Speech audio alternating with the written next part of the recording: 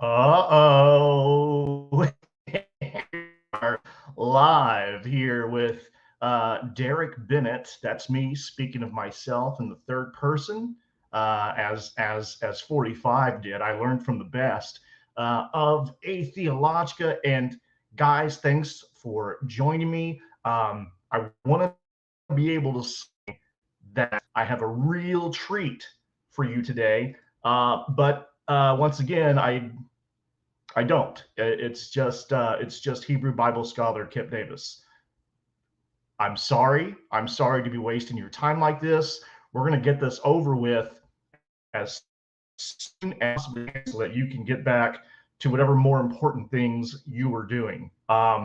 It's I had to scrounge someone up at the last minute once again because I'm a bit of a procrastinator, a bit of a slacker, and so what happened was I had the devil on the show.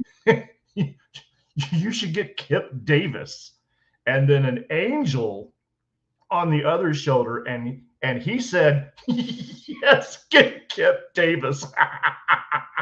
And I was like, "Fuck you guys." It is what it is. It is what it is. Listen, without further ado, the Canadian Dr. Kill Kipp Davis. Let's get this guy on board. Kipp Davis, what you Hello, doing? Derek. Hello. So everybody should When know that we we lived for like a week in the same house there at the Myth Vision podcast studios, and just learned to hate each other so yes, much in that time what that we were what together. happens? It was rough.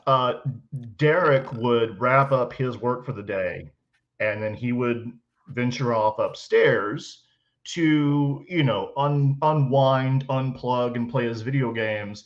And so it would just be me there in the kitchen, rather large Yes. kitchen, sitting on the island, sitting at the island here in the kitchen, and all we Mhm. had was each other. And so it was, if you can't be with the one you love the one you're with. And how I wish I could say it made the experience bearable, but it made it more Yeah, unbearable it was somehow. it, it was I poured my heart into filming that course, in large part thanks to uh what a what an absolute misery it was living with in the same house with Derek Bennett. I could not get out of there fast enough. Yeah, he And man, when I he got behind the wheel of my car and I started driving home, tears, there were actual tears were flowing down my face.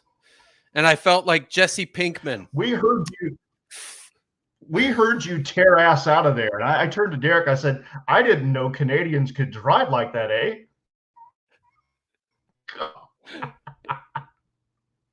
Just like that too, So right? so Hey? Kip Davis. Kip Davis. Yeah, man. You're Yeah. a Hebrew Bible scholar? In a manner of speaking, yes. Fascinating. I know. An expert on the I Dead know. Sea Scrolls? Yeah, that's where I spend the Okay. lion's share of my time and energy. And as you may have heard, the Dead Sea Scrolls are loaded with, you know, bits of Hebrew Bible. Bits of Hebrew Bible. Okay. So I Yeah, got to ask you, quite a bit. what, because you're an atheist, you don't believe in this stuff. So pray do tell, what on earth got you into this? Is it for is it part of your scorched earth policy against God? Are you doing this in order to destroy God? Yes. No.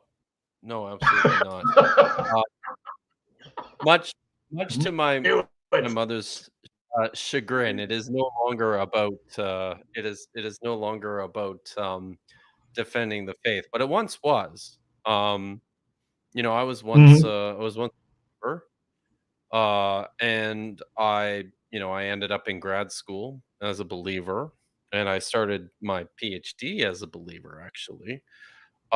So in the course of all that, um, there was it it was about my convictions of the specialness of the biblical texts. I still think they're pretty special, but in a different and new way. Over I time, think you're pretty special, but go on. thanks, man. Uh, Over time, it began to be much more about trying to figure out uh, the just the wealth of literary artistry within the text, the history behind the texts, the weird, wild, wonderful world of Israelite religion that is reported within the text, but not even really all that familiar to what, what you see in the material culture on the ground. So it was but that's where it's at for me now. And I I'm not all that concerned about what God wants to do. Um he can take it or leave it. That's fine with me. Um but my big thing is trying to get people excited and interested in this literature, whether you're a, a Christian or an atheist, or wherever you happen to be coming from. There's a lot of cool stuff in here, and I want I guess that's as the in that same vein. I really want people to learn how to be honest about about their texts, about these texts, because there's a whole bunch of misinformation that gets No. circulated uh, No, about the Bible. no. Do you see that? You've already got trolls You in the don't chat. say. Yeah, it's these Hey guys. guys, They're get to quote super the chats, and we're great. gonna get to them as soon as I'm. Okay, What's that? Yeah, I we're was gonna going get to to them say to as soon as quote the I to. finish conducting a. Uh-oh. I think we've got a We're delay, but we're struggling gonna with the work through it. delay By here. God, Yeah. So finish what you're yeah. gonna say about the But super we're gonna chats. get to your super chats. Yeah, we're gonna get to your super chats just as soon as I finish a thorough investigation of my of the assailant here, of Dr. Kill. They call him Dr. Kill because he's known to be a murderer. It's a weird hobby of his, and he's here he is just walking free Yeah. like our previous president. So, Kipp, what The broke it justice for you? system What works differently up here. absolutely? Yeah. What So what you're broke it for studying this me? stuff? You're Yeah. yeah.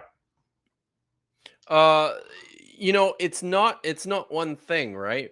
It's all sorts of things, and actually, I spent most of my time still as a Christian scholar. Many of my views regarding the Bible have not changed from the time most of the time I was a Christian scholar. So it didn't have a lot to do with that.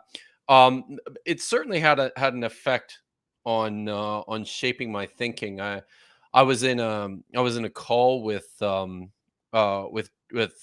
Derek Lambert from Myth Vision and the famous Dr. Moat, Matthew P. Monger, the other day, and I told them that one of the big things that did it for me was reading the what's called the Deuteronomistic history. That's basically Joshua through to the end of Second Kings, but from the perspective and with the recognition that this is royal propaganda, that this is state ideology, and then seeing how the writer of this uh programmatic history um was treating things that we knew happened and knew about from other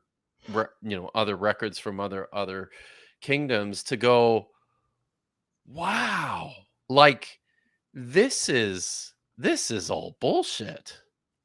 I maybe most famously, within the book of First Kings, uh the king Omri gets all of I think three sentence mention.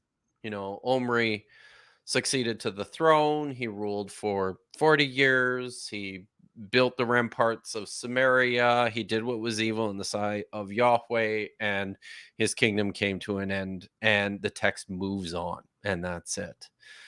And if you don't know, Omri was probably the most consequential monarch in the whole region in that whole period. So much so that in I believe it's I, I believe it's the Assyrian king at the time. I don't remember who, but so much so that Omri was part of a coalition helping to fight alongside of the Assyrian king against the Egyptians, as this tended to happen. And the Assyrian king always talks of the the northern kingdom, what we know as Israel or Ephraim. He just called it Omri land. It's his. It's his. And in the period, Samaria was far and away the most impressive city in the region. It was wealthy by comparison to some of the other centers, some of the other cities in closer proximity, like Damascus, like Lachish, like Jerusalem. um and to hear the story as it's recorded in the Hebrew Bible. This is Omri was a bit player in a nothing kingdom, compared to the majesty of the Davidic dynasty that ruled in Jerusalem. And to see on the ground that it is literally, it's a it is the definition of an ancient gaslighting, to see that the situation in reality was just completely inverse. It was the reverse of this. So, I mean, that was a big one for me, just to see that when you get right down to it, this is ideology and propaganda. But for me, I mean, there were other things too. It wasn't just the scholarship. I have, I've, a number of people will know I've talked about this before. I have three adopted children. Our kids all spent time in the foster system. Our kids all came, to our house with, uh, attachment issues. And some of this stuff was just very difficult to reconcile within within a Christian worldview.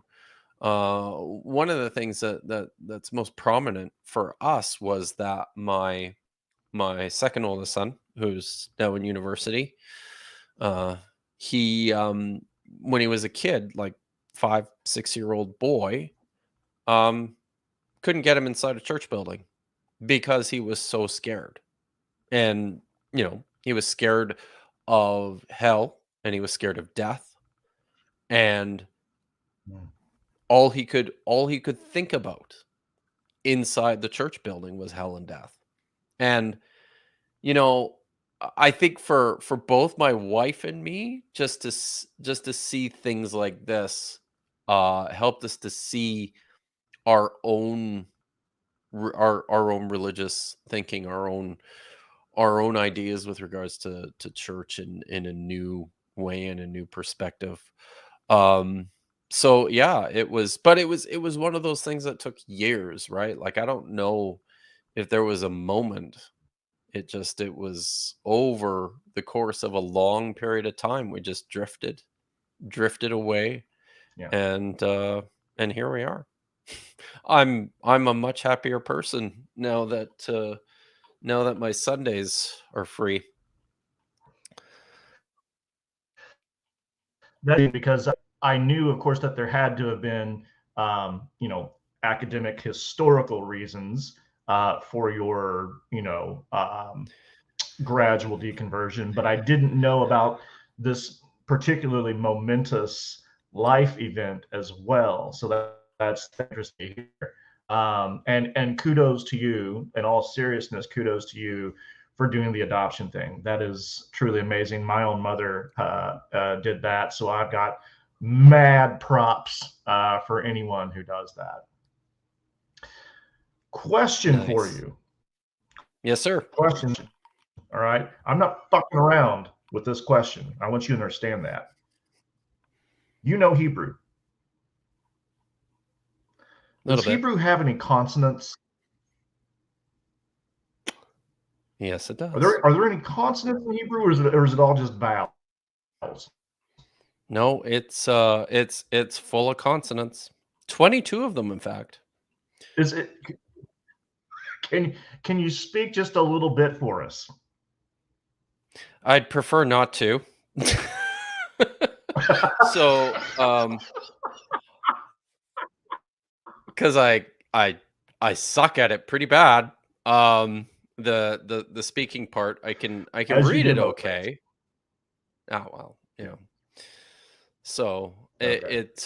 yeah, I can read it okay, but I never did the lots of uh I never did the Olpan, which is um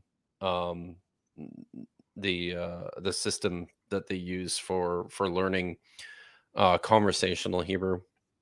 The best I got was like reading the biblical text and then sitting in a hotel room with my a hotel room that I was sharing with one of my mentors, the late great Peter W. Flint, as he flipped Mm. incessantly through the TV channels on, and there's like in 2005 there was like 13, I think 12 or 13 channels on our television in the Jerusalem hotel room. So I would follow the English dialogue along with the Hebrew subtitles, and that helped quite a bit. But because Dr. Flint would literally sit there all night long and just, change the channel every 2 minutes and then complain about how there's nothing on TV. It just it was difficult. It was difficult to follow. So, That yeah. reminds me, you and I tracked for a long time, just talking about both being children of the '80s. We're not going to touch that Oh, right yeah. now because we'll that'll rabbit trail the hell out of this conversation. But This stream will sometime never we've got to end. do that. Yeah, Yes, the absolutely, I Thundercat agree. forever, ever. Yeah, man. Mm, Now, yeah, Kip, I got to yep, ask you something else, and this time it's serious business. What is this okay. business about God, about Yahweh having a physical corporeal body? I know we read stuff like this in the Hebrew Bible, but aren't these just metaphors, man? Aren't these just metaphors? Well, I mean, naturally, right? Right. Naturally, Thank you would, you. of course. Case closed. If Twitter is to be believed, then absolutely, it's utter. craziness to think that that when describing, Yeah, I mean, Yahweh's. there's only one scholar who's ever proposed this. That's Francesca Stavropoulos, and isn't she just theological window dressing? I mean, Yeah. isn't that just, So I've heard this too. So but in the Hebrew Bible, when it describes the strong arm of Yahweh, or how he marches around and crushes, the bones of his enemies under his feet, or wading through the blood of his enemies, or smelling the odor of the sacrifices that are offered to him at the tabernacle and in the temple. Of course, this is all just colorful language, right? It's just metaphors. And yes? so, right. So people That's people going to should help me know, sleep at night. like, good, good. Um uh, Francesca Stavrokopoulou has written this fantastic book called God and Anatomy. I didn't even get around to reading the book until I just finished it last week. Um and this is a marvelous book. And if I could just uh pull up a quotation from it here, Oh God. which Yeah, fine, really whatever. sums up what she's doing. And I think it's important that people understand this. So right in the first chapter of her book called Dissecting the Divine, she provides this very clear and provocative direction for where she wants to take her readers. And she's such an excellent writer that it's just a delightful book to read. But she says this: by mapping God's body rather than the Bible itself, we can navigate the transformation of this ancient southern Levantine deity into the God with whom we are now culturally more familiar. Despite the theological changes wrought on by the emergence of ancient Judaism and early Christianity, the one aspect of this deity that remained unchanged was his corporeality. By virtue of having a body, he endured as a powerful social agent in the lives of his worshippers across the centuries of the Bible's formation. In exploring the body of this ancient deity as his worshippers imagined him, we can access their world. We can meet the real God of the Bible. And I mean, that should just get everybody very excited about what she's doing. So I mean, in short, the reason we know that God, the God of the Israelites, had a body is because virtually all gods that we know of from the ancient Near East were bodied beings. People were their devotees, their patrons, those who wrote reams of literature about them, were pretty clear in showing us that they believed that their gods were physical, active agents operating within their world.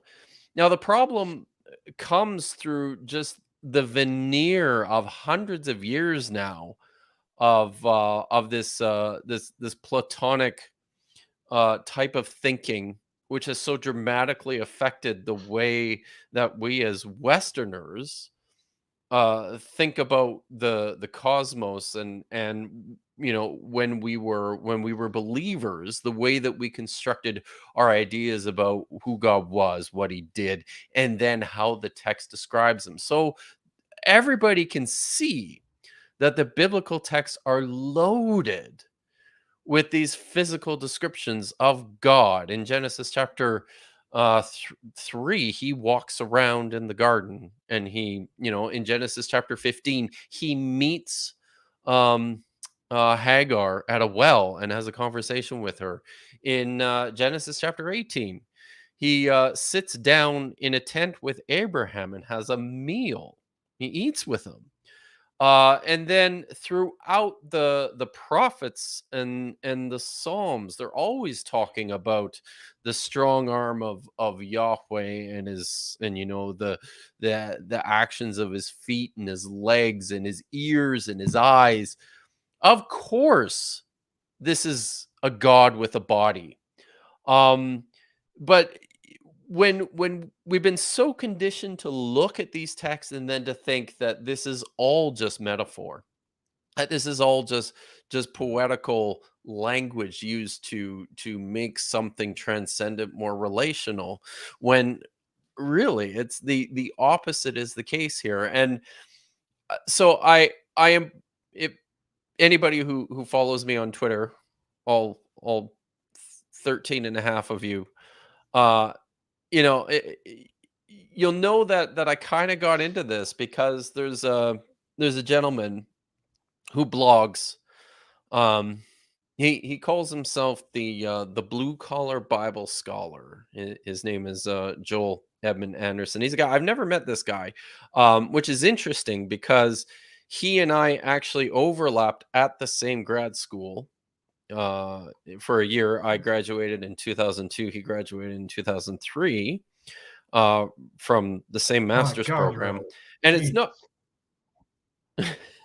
and it's not a big, like, it's not a Hmm. big school. Like, at the time there was maybe 20 students, but I have no memory of this guy at all.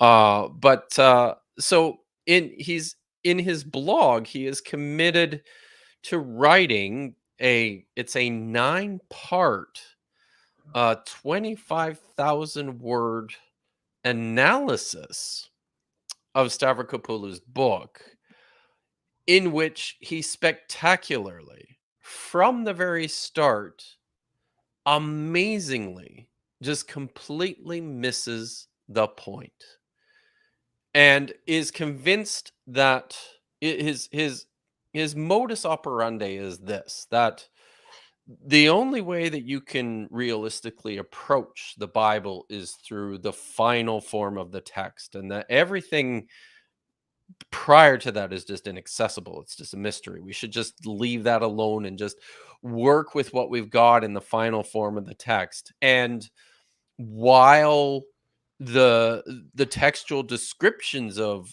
Yahweh and other gods in ancient Israel look exactly the same as those of their ancient Near Eastern counterparts and neighbors, we and they all certainly thought that their gods have bodies, but Yahweh's special.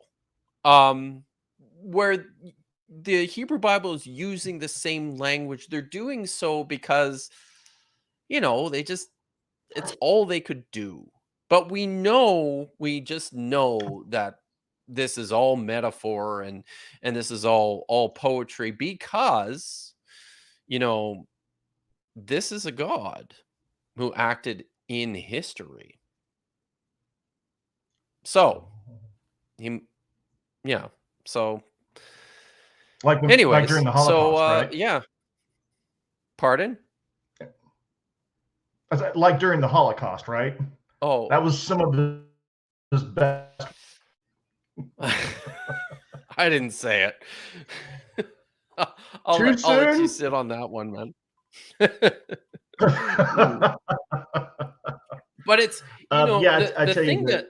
that I love about the book, and the thing that I love about this topic is that, for example, in in those first few chapters where Stavrokopoulou talks about the feet and the legs of Yahweh, uh she's doing so in such a way to teach readers just about how ancient people thought of their own bodies too, right? I mean, your feet were functional. When it was an act of ownership, symbolic significance to walk around property that you were claiming or owning. This was a sign of your power and your authority as, as someone who's claimed a territory, or like a homesteader, right? Like, this is my land. So when you see depictions of Yahweh or God doing the same thing within the Bible, even more than just this idea, and this is where I think Joel M. Anderson just spectacularly misses the point. The point is not just that Yahweh's a physical being. The point is to try and get a better understanding through a clear focus on the meaning behind these physical images of what's going on in the text. Another example is the way in which a man's hair, and I'm a fortunate man because I've got a lot of it. Uh, the way in which a man's hair was You're a walking piece of sexism. I You're the am, embodiment of Canadian rock and roll. you got it. But this is 10 out in of the 10 ancient wood. world. A virile man was a man with a lot of thick, flowing hair.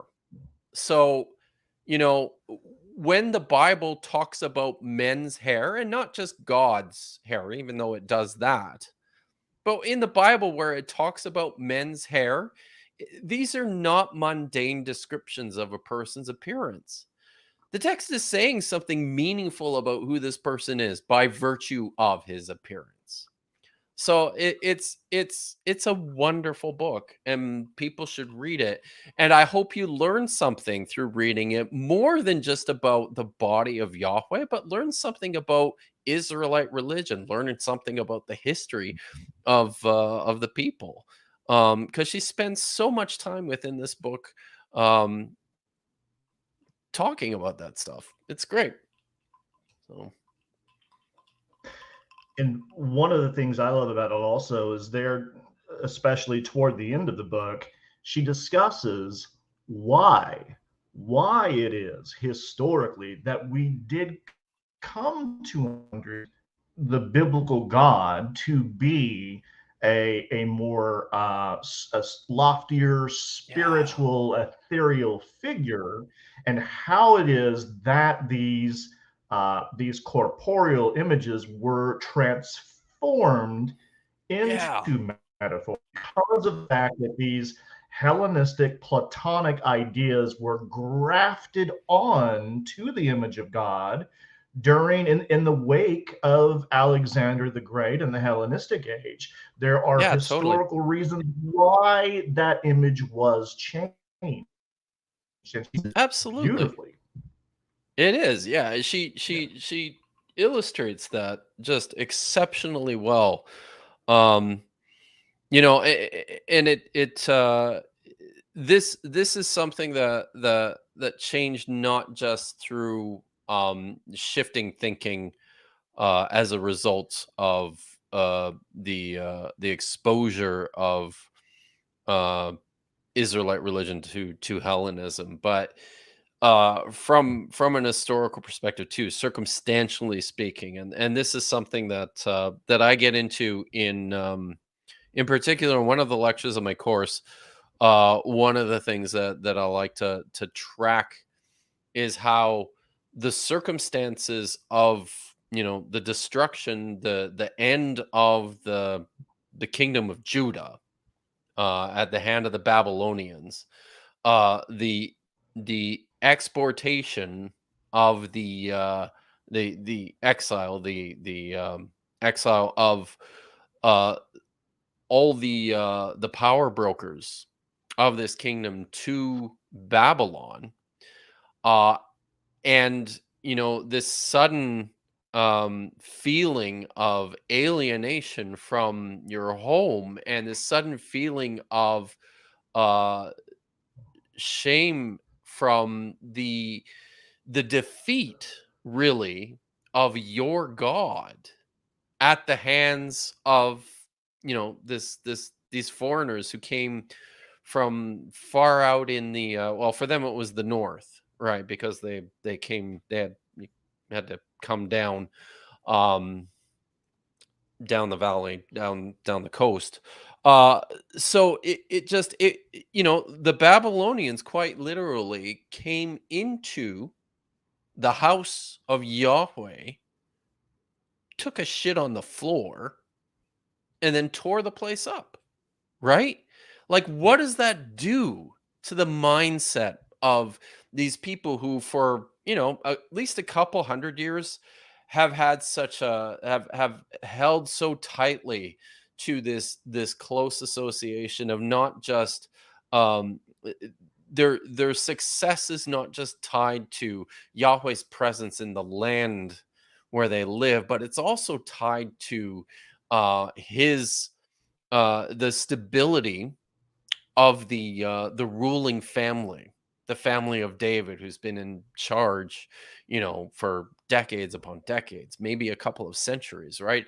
All of this stuff is working together, and then, you know, in a moment, it ends, Mm. and these people are living in this foreign land, and they're learning new ideas. They're becoming immersed in new traditions, new texts. They're learning new languages. They learn a whole new script. Many people are not aware of this. I was talking about this earlier today on Myth Vision, that what we understand as Hebrew, the Hebrew alphabet, this is actually Aramaic, the Aramaic script that was used in Babylon. Um, the Hebrew script is commonly, I mean, it's Canaanite. It's what we call Paleo Hebrew, but this is not what endured, right? It was this Aramaic script through which the stories and the texts of Israel were passed. But this whole experience completely transformed their perspective of who God was and how he operated in this world. He could no longer be just a tribal deity, because that deity was defeated. He was destroyed. So these new stories and these new ideas develop. No, no, no, no. No, he's not just one among many gods. He's the only God, and he's actually in charge of everything. He's in charge of all the cosmos. And he wasn't defeated. He turned his back on us. We pushed him away. Our actions are what caused our own destruction. But he's coming back. There's God's going to get his revenge in the last days, when the entire world now is going to undergo this tumultuous um um defeat, almost as a revenge fantasy for what happened to the Judeans when their homeland was destroyed by the Babylonians. And it's a cyclical sort of thing that continues, through history for them. First the Babylonians, then the Greeks, then the Romans. It had this incredible enduring effect on shaping what we know as Judaism and what we know as Christianity then, which are almost completely different worldviews from what the people, the stories in the Old Testament have to tell us about the people behind them. So It seems like so much of the backdrop of the Hebrew Bible is basically post-exilic PTSD. That's I think that's a way of kind of yes. summarizing where a lot of these ideas come from and what drives them. Well, this is what where apocalypticism comes from, right? It's apocalypticism is a product of persecution. It's apocalyptic literature, things like the Book of Revelation is a revenge fantasy that's born out of these ideas. It's born out of a state of total trauma, right? And it's amazing to go back and to look through the text through this lens, to get a strong perspective of the like the real humanity behind some of this stuff that can, quite frankly, seem very otherworldly and foreign, when in actual fact these are expressions of real people in real periods of intense suffering. Mhm. Yeah. It you see it in a whole new light once you understand Yeah. the historical and theological underpinnings of this material. It's insane. Hey, can we take just a moment to plug your damned channel on the Yeah, YouTubes? man. Sure. Let's see here. I'm gonna go to my screen, and there you are. And I'm gonna go to, yep. We're gonna share the entire damn thing if it'll let me.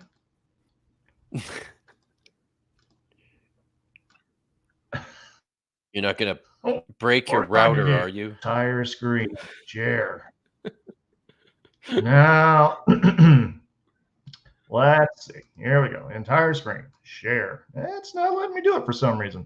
Let's see if it'll let me do Uh-oh. that. Well, all right. We're gonna cancel it just a moment, and then we're gonna go back.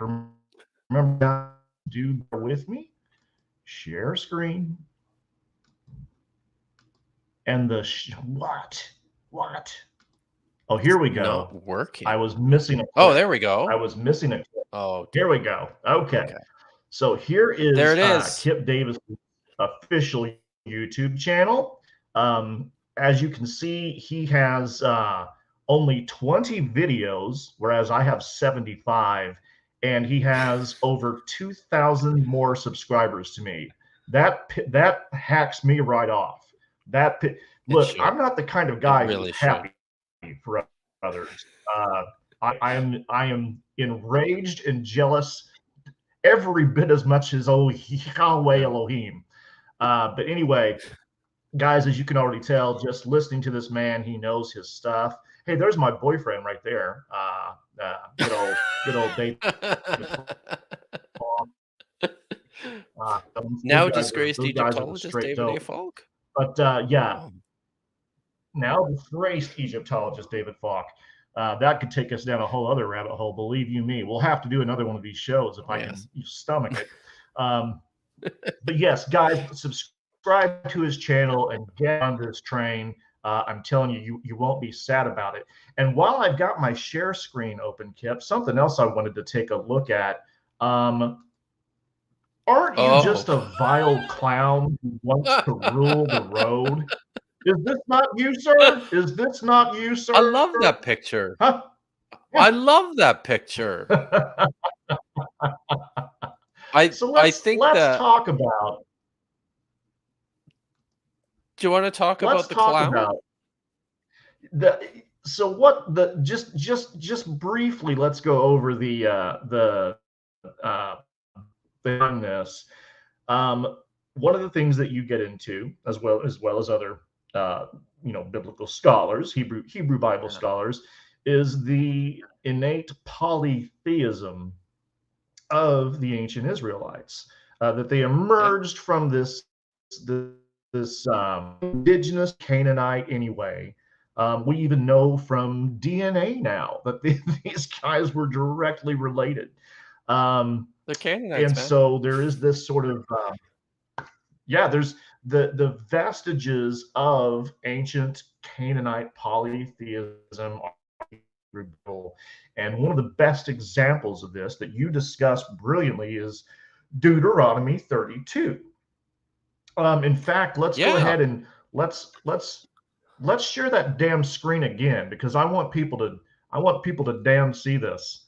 Now that I know what I'm doing. Here we are. Here, Kip, if you're seeing this, why don't you read this off to us, buddy, and explain what's going on here? You bet, man. So, this is Deuteronomy 32, verses 8 to 12. As it appears in partially preserved in our oldest copy of this text in one of the Dead Sea Scrolls. That's 4Q 37, 4Q Deuteronomy J, dates to about I think it is 50 BCE. So the text reads, when Elyon apportioned the nations, when he divided the sons of Adam, he fixed the boundaries of the people according to the number of the sons of God. That it should read the sons of God, not the sons of the gods. Thus, Yahweh's portion is his people, Jacob, the region of his hereditary property. And as a number of, I mean, as scholars have observed ad nauseum at this point, is that this is a different reading than what appears in the standard Hebrew text, what we call the Masoretic text, which actually reads, when Elyon apportioned the nations, when he divided the sons of Adam, he fixed the boundaries of the people according to the number of the sons of Israel. Thus, Yahweh's portion is his people, Jacob, the region of his hereditary property. So, now we, even before the discovery of this fragment from 4Q Deuteronomy J 4Q37, this is a reading that scholars were already aware of thanks to the Septuagint, the Greek translation of the Hebrew Bible, which translates this phrase B'nai Elohim, which means sons of God. They translated it Angelon Theu, which means angels of God. So this happened at a point in time, in the probably in the 3rd century BCE, when within Judaism there was a strong development. We've already talked about this a little bit, as the religion becomes more Platonic, as there's a stronger focus on the cosmological supremacy of the one God, Yahweh. You've suddenly got all these other, divine beings kicking around, and you have to do something with them. So, they all kind of get demoted to angels. And so this is a common translation within the Greek text of this phrase, B'nai Elohim. But this is the first time that we've seen a Hebrew version of this text. Scholars knew, long suspected its existence, and ta-da, there it is. What's happening here? And in the simplest terms, people are going to look at this and they're going to go, well, clearly the Masoretic text is scrubbing. Someone's scrubbing the text and getting all the polytheism out of it. They're trying to cover this up. They're trying to eliminate or distance themselves from this idea propagated in the past, where you have Elyon, who's like the high god, dividing the people and amongst as an inheritance amongst his sons, of which Yahweh is one, and Yahweh's portion is Jacob. Chemosh's portion is Moab. Dagon's portion is Philistia. So that's certainly part of what's going on here, but there's a lot more to this text. I talk about this a little bit in my latest video. This text makes another appearance in the 3rd installment in my Dead Sea Scrolls series. And while the polytheist, the scrubbing of the polytheism is something that's taken place, there's also something else I think even just as interesting happening here, where that fragment survives from a manuscript that is not a complete copy of the book of Deuteronomy. So 4Q37 is one of, a handful of manuscripts that we know from the Dead Sea Scrolls, which were copies of only Deuteronomy 32, what we know as the Song of Moses, and maybe a handful of other things. I think within this particular manuscript, it's got a bunch of verses from Exodus 12, and then it's got the 10 Commandments from Deuteronomy chapter 5, and the Shema in Deuteronomy 6, and then the Song of Moses. So like that's the whole scroll, right? So I mean, this is not really a copy of the book of Deuteronomy. And uh if people who've dug deep into some of the ideas with regards to the development and the writing of just the book of Deuteronomy recognize that scholars have long said that the Song of Moses in Deuteronomy 32 is some have suggested this was the core of Deuteronomy, that it started here and then the rest of the book kind of developed around it. Um, but we've long figured that the Song of Moses, what appears in Deuteronomy 32, is kind of its own thing. It's like an independent composition that is within the book of Deuteronomy. So, what we have in the Dead Sea Scrolls is actual physical evidence of this now, right? We've got several copies of just the Song of Moses, independent of the book of Deuteronomy. So there's a guy, he wrote by the name of Brad Zemer, wrote an article a few years ago now, um in which he argued, I think pretty persuasively, that one of the things that's happening in Deuteronomy 32, in particular in verses 8 to 9, is that uh when when the Song of Moses is added, he thinks that it's something that was originally just not part of Deuteronomy at all, but was actually inserted into the text. And when the Song of Moses was added to the book of Deuteronomy, an effort was then made to bring portions of the Song of Moses into harmony with things that are appearing elsewhere in the book of Deuteronomy. I think it's Deuteronomy chapter 4 mentions the 70 sons first of all, the 70 sons of Jacob are or yeah, the 70 sons of Israel are mentioned as like the group of people that went down into Egypt when Jacob's family immigrated down there. Uh, Moses has to establish a council of 70 men, 70 elders for the tribes of Israel during the Exodus. We read about this in Numbers chapter 12, I think, and again in Deuteronomy chapter 4, it mentions the 70 sons of Israel, who are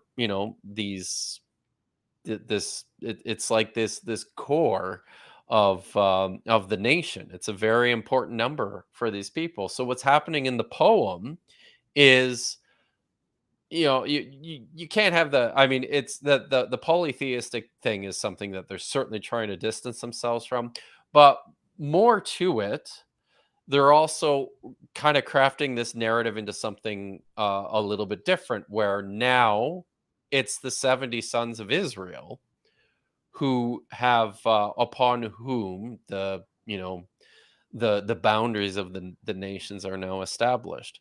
So what's really great about this manuscript and manuscripts like at Qumran is not just that it shows us right on the face of it, it's on the nose, just the polytheistic roots of this religion, but it's also a fantastic demonstration through physical evidence uh, of how these texts were constructed.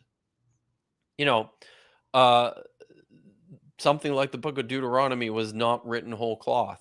It was built from all sorts of pieces of literature, including this very ancient poem that was cherished by people for, probably generations before it ever made its way into the book of Deuteronomy. So yeah, that's Deuteronomy. Well, I should say that's Deuteronomy 32, 8 and 9.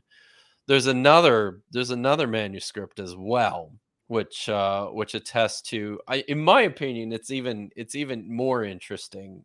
Uh from a textual perspective in terms of what the writer is doing.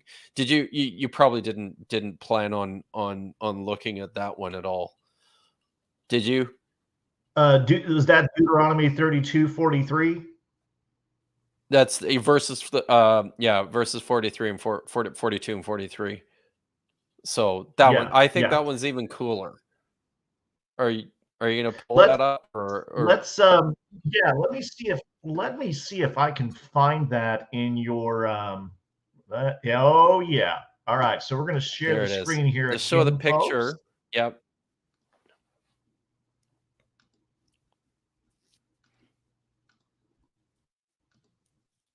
And No, if David Hepworth. I'm at the moment I'm not talking documentary hypothesis.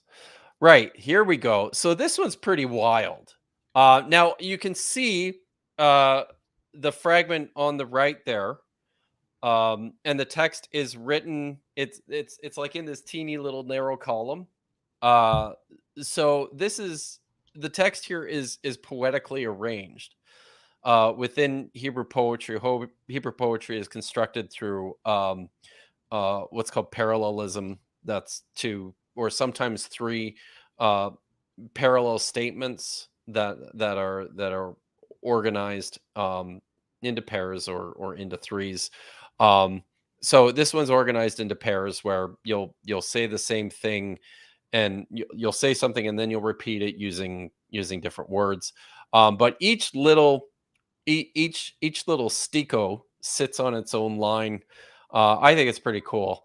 But this is a part of the poem in Deuteronomy 32, 43 that is arranged in three pairs of each on its own individual little line. And in this fragment, this is how it reads. It says, "Praise, O heavens, his people.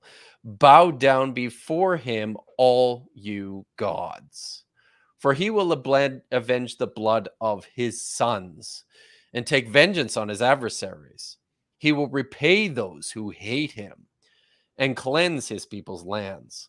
So I've marked out in red all the changes there. You'll notice that in the first line in the Masoretic text, it's changed heavens to nations. Praise, O nations, his people. Um, you'll notice the conspicuous total absence of a whole line there. Bow down before him, all you gods, is now just completely gone. And then instead of saying he will avenge the blood of his sons, the scribe has changed this to he will avenge the blood of his servants, or his slaves, I believe.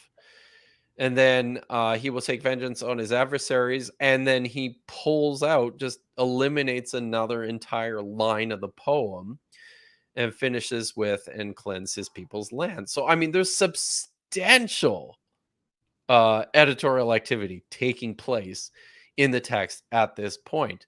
But I think it's really neat what's going on here. I think what the scribe is doing is actually very clever.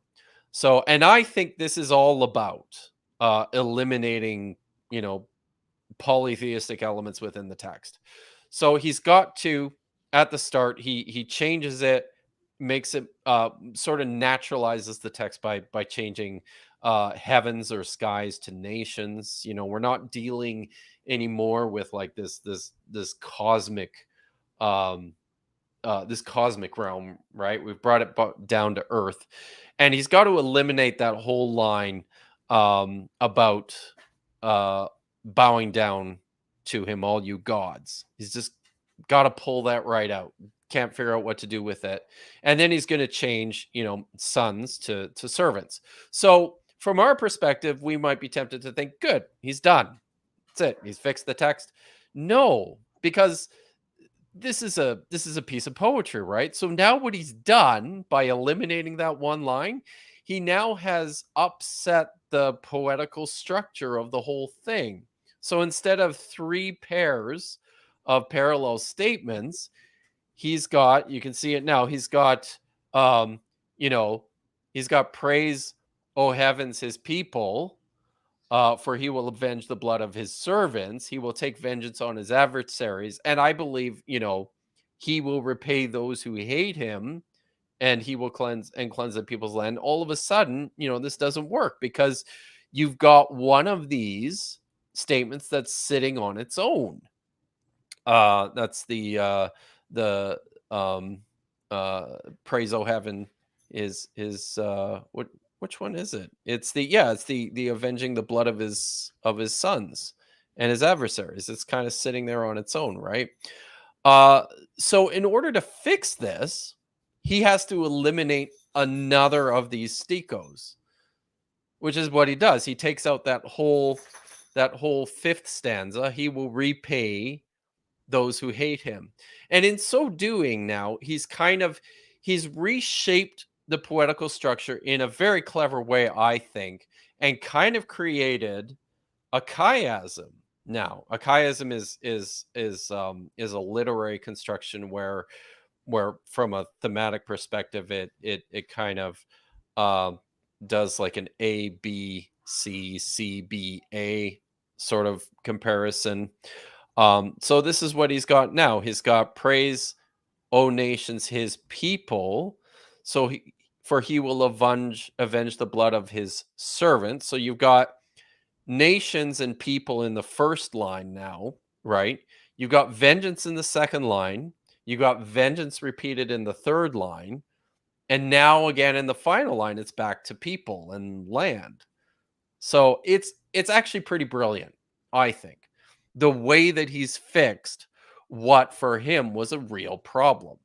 But in so doing, he's just completely just reshaped this entire text. But this is, I mean, this is what it meant to be to be a Jewish scribe or a reader of scriptures. You had to fix problems like this all the time.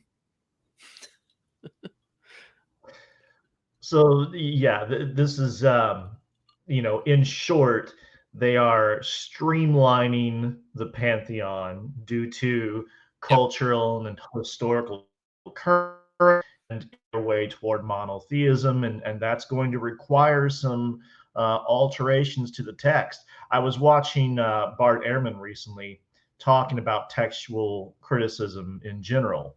Of course, he's discussing it, within the context of the New Testament.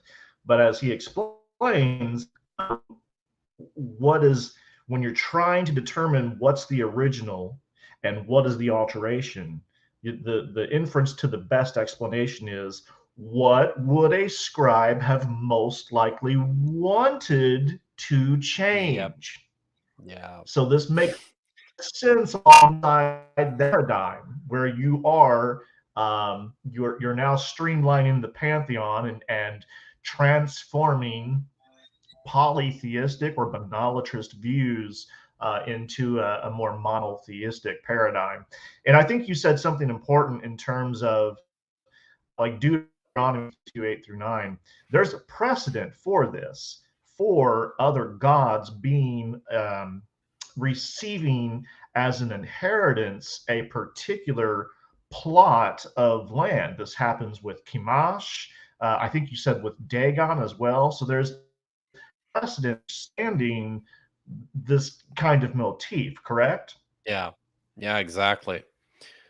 So, and I mean, this fits right into when you go into when you look around and you start reading. Like we've got a wealth of literature that survives from Ugarit, which is a little ways north up the coast. But um, a Phoenician city settlement, and there's texts there that survive from um, I think it's the mid to late Bronze Age. So a couple hundred years, before anything that we could date with any confidence in the biblical text. All this literature attests to the same sorts of ideas, that the gods are territorial and that everyone's kind of got his own. They're all about land, and they're all about control of their little plot of this of the cosmos of this world. So it's so like it takes so much unnecessary energy to try and tie yourself into knots to turn the explanation around. I mean, this is essentially what Michael Heiser worked so hard to do in a lot of his writing. And quite honestly, I think just I am kind of awestruck at the work that he put into constructing a model for this that, you know, makes I'll say makes some sense. I think it's just enormously so much more complicated than it has to be, right? When we've got the analogs right there, like this is how the rest of the ancient Near Eastern world thought. This is the way they wrote and talked about their gods. Why can't we just accept that when the Bible looks exactly the same, it's doing exactly the same thing? So, yeah. What one last thing I'll mention before we go ahead and get the super chats. You've got time to hang out for. Yeah, sure. You bet. That's I tell you, it's difficult to even stay tuned in and listen to you because you're such a handsome man. I get goddamn distracted. What are you gonna do? I But haven't even taken my hat my off good yet. buddy, he hasn't even removed his shorts, guy. My good buddy David Falk, my good buddy, I Okay. was watching his response to you about this, in Mm. which he calls you a vile clown who wants to rule the road. And And he giggles a lot in it, interesting I thing he think, too, said, doesn't he? he mentioned he accepts the council of the gods polytheistic ideology as represented in Job and in Mhm. Deuteronomy 32:43. Unless I heard him right, he said he just doesn't see it in Deuteronomy 32, 8 through 12. Um, Golly, David, could it be because you don't like the notion of your God Yahweh having once been a subordinate, a son of the high Canaanite God El? Could that maybe? I mean, I can't read minds. I know, but it's pretty sus. It's pretty sus, bro. It's been a while since I looked at that, but if memory serves me correctly, he attempts to make the argument in the reverse here that the reading in the Qumran scroll and in the Septuagint is actually a reflection of like a later Second Temple Jewish ideology which where suddenly there's this sudden fascination with with the polytheistic ideas that originated in they got to it late. What can you say? uh it is pretty absurd though. um I mean, I will say one of the things. All right, there's a couple of things here. Um, so, in order to make the passage work, in order so on the one hand, in order to make it work the way that Heiser wants to, because what Heiser wants to do is he acknowledges, yes, there is a council, um, a divine council, but within Deuteronomy 32, it is reflected there, but Yahweh is not distinct from Elyon. And one of the ways of doing this is to point out that, and some of this is true. So at no point does Elyon feature on its own apart from Yahweh or El, right? So, well, no, this can't be El Elyon, because it has the title there, Elyon, so it must be Yahweh. Um, and then another way to argue about this is that uh, what's the other thing he says about it? It's been a little while since I looked at this, but basically, uh, what he has to do is uh, reconfigure, translate the passage whereby, um, in my mind, the inheritance part is really the most difficult aspect of this passage to maintain within just this monolatris henotheistic worldview where Yahweh, what he's imagining is Yahweh sat all the gods down, and he's like they're rolling dice to divide up the nations, and Yahweh rolls the dice for himself, and Jacob falls back to him. The problem with that is that's not really how the word that we translate their hereditary property or inheritance or heritage. It's not really how the word works. Like, this is something that, only sons receive, and they only ever receive it from their fathers. So for Yahweh to give himself an inheritance basically of his property, it's kind of it becomes sort of a nonsensical idea. But Yeah, it's when you like get saying right down to it, I gave myself herpes. That's it's kind I yeah, maybe. When you get right down to it, I have to say, I think when it comes to Falk's screed that he responded to me with, uh, there's a bit of a backstory here if people don't know. Um, I had with my friends, Dr. Joshua Bowen and Dr. Dan McClellan, like a little over a year ago, we made a video response to one of David Falk's Q&A sessions that he does on every Friday night, and we had selected these two they're questions. so He good. did one on biblical slavery. Thanks. He did one on biblical slavery, and then he did this other one on the Deuteronomy 32 reading. But what's really problematic with his response is that in terms of this passage, he doesn't even get like the arguments right.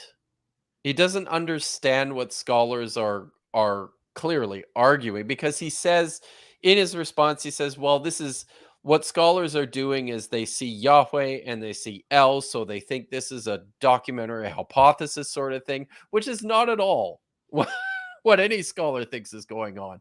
You know, so he dismisses it without even really knowing what's going on. So, as part of our response, we were telling people, here's what's going on in the passage. David Falk doesn't seem to get what's happening. So, somebody brought this to his attention after after we made this video, and uh, in the comments of another one of his videos, he wrote a longer response. It was like 3 or 4 paragraphs where he took the opportunity to try and explain himself better, doubled down on his ideas with regards to this text, still gets the scholarship wrong, and then uses a very unsophisticated perspective of textual criticism in an effort to show that yes, he's actually right.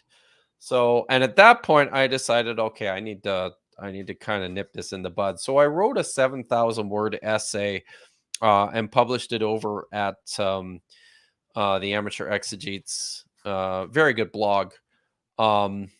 I'm gonna have another guest installment over there pretty soon, so keep your eyes open, friends. Uh, so I published this thing where I basically went through all the scholarship and all the discussion with regards to this passage to show, look, this is what's going on here. He's just not right about this, and I think the reason he's not right about this is because he hasn't looked at the scholarship.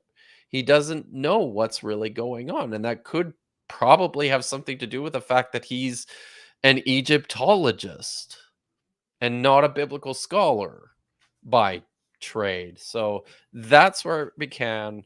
That's where his screed came from.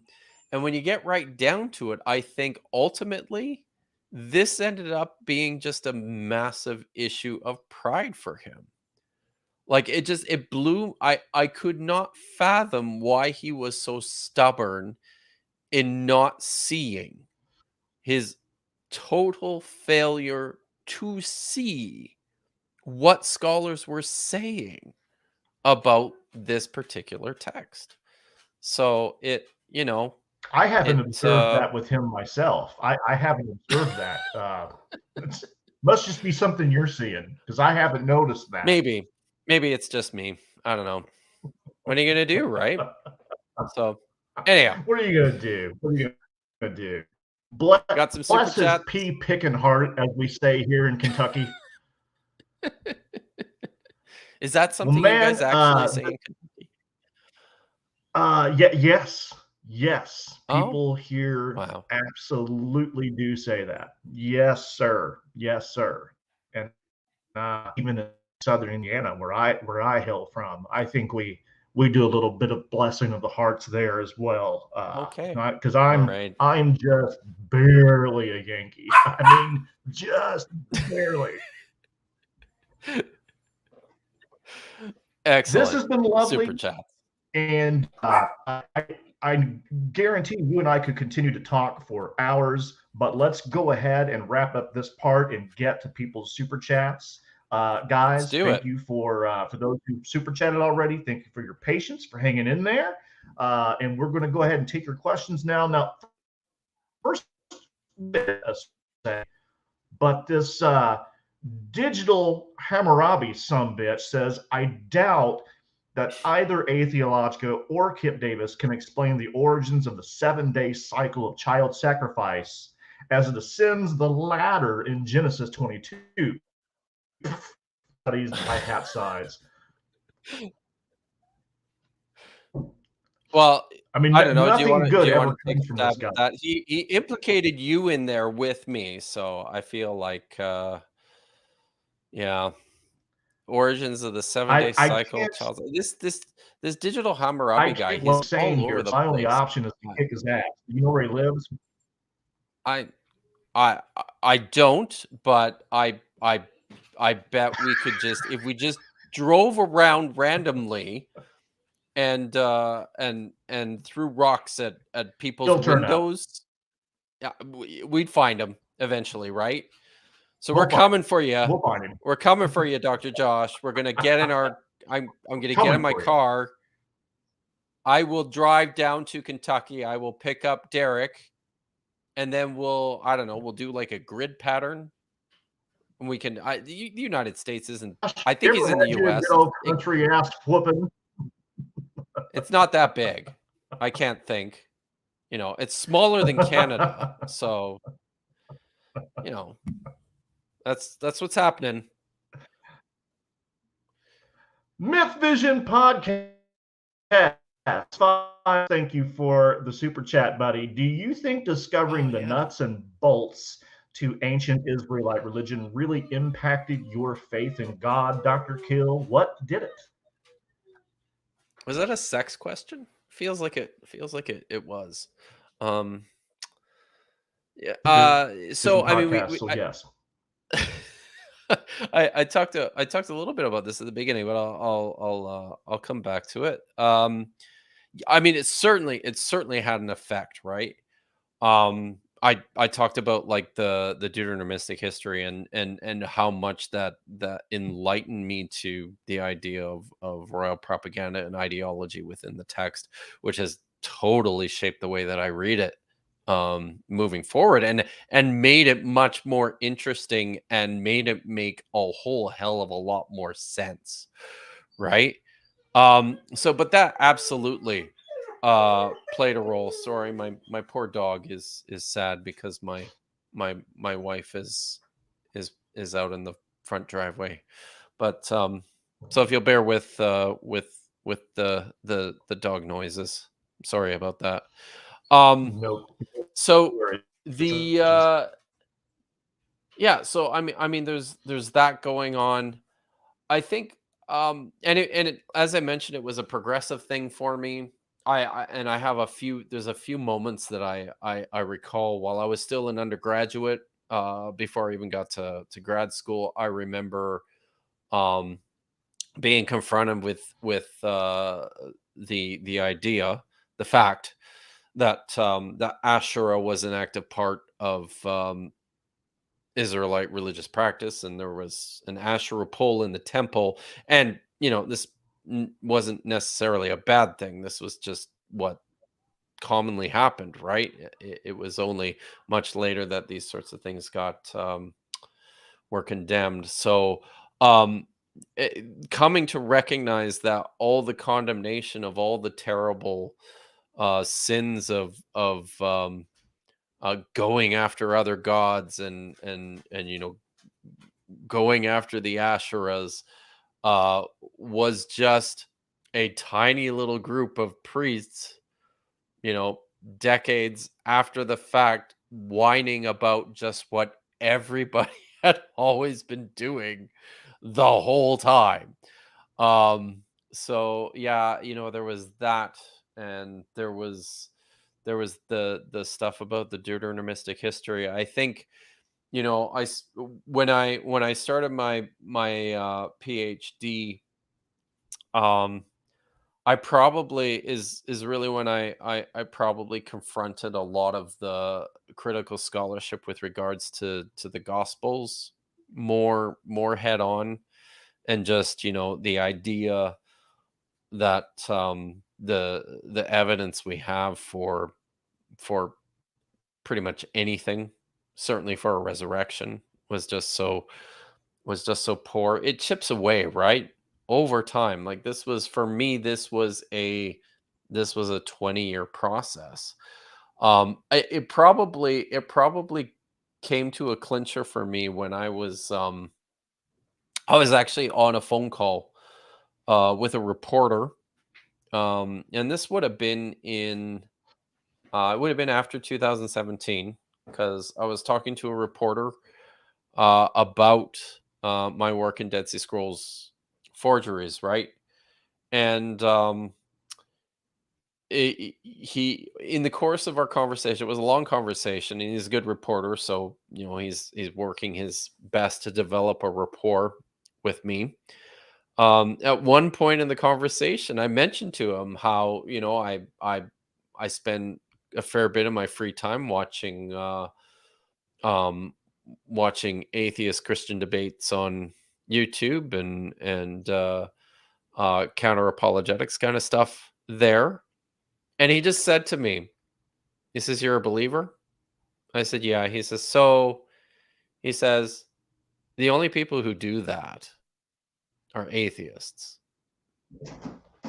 And he just kind of let that hang there in the air. And I'm like, "No, I'm not." But I think it was sort of in that moment, I was like, "Oh God, I kind of think I am." Right? So, and yeah, I think he saw right through me. Um the veneer of this, yeah, I'm still a Christian. I'm still a believer. Um it was thin, and it was super fake by that point. So, yeah, you do not know the power of the dark side. this is the way. This is Thanks, Derek the from way. Myth Vision Thanks, Podcast. member of Myth Vision Podcast. Yeah, Hey, what can I say? You're not my favorite, but we'll take what we can get. Uh, Here's another one from Scott Duke. What do we Ah. actually know about David's early life and kingdom? And then that's fine. If you want to take question number one first, and then we'll do question number two. I don't have much to I don't have much to say about question number 2, except to think about it because I never have. But question number 1, I love, um, because I desperately want there to be an historical David. I really, really do. I think it makes the whole story in the Bible just phenomenally more interesting. The sad fact of it though is that we've got nothing. We have no information. We know nothing about David's early life. We know nothing about his kingdom. We don't even know if there was a real guy named David. The best that we can do is we've got the Tel Dan inscription, which is 8th century. So you're talking about like 100 years later, makes reference to a Beit David, a house of David, which is the royal throne of Jerusalem. So there is an indication that maybe there was a guy who was at the beginning here of this Judean kingdom. Um, but yeah, I've heard scholars say no, there definitely was not a guy. That David is a completely invented figure. Um, and is a prop again. He was an invented figure used by the ruling establishment within Jerusalem to legitimate their own claims to the city, to the throne. Um, but I'll tell you, I did a show on Myth Vision podcast. Um, I think it was in the fall. Um, and it's one I quite liked, where I really explore the idea of what an historical David might have looked like on the basis of the story within certainly within what's called the succession narrative, which appears in 2 Samuel chapter 9 and goes all the way through to 1 Kings chapter 2.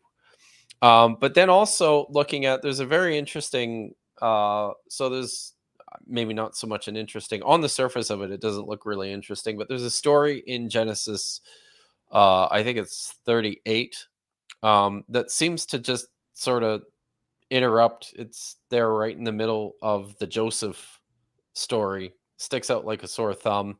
It's a story of Judah, um, and Tamar, the his daughter-in-law, um, and it's this rather scandalous story of how she needs to trick him into having sex with her so that she can carry on the line of his of his family, but also she helps to legitimate herself.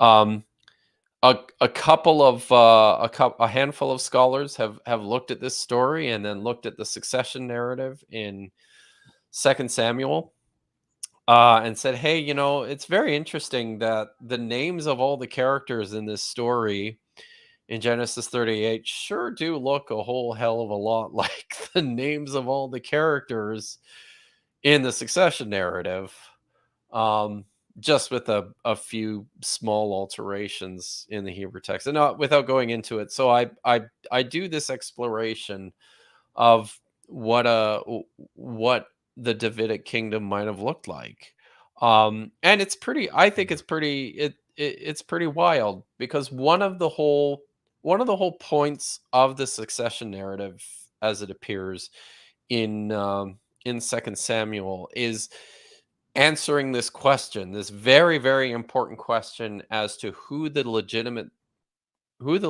successor of David is. And there's four competitors. There is I'm gonna get their names wrong now. Tamar, sorry, Tamar's brother. I don't remember his name now offhand. And then there's Absalom. Sorry, Absalom is Tamar's brother. But there's this other guy who raped Tamar. And then there's Absalom, and then there's Adonijah, and then there's Solomon. And part of making a legitimate claim to the throne of David is an expression of each man's sexual prowess and his virility. That's the whole purpose of the rape of Tamar.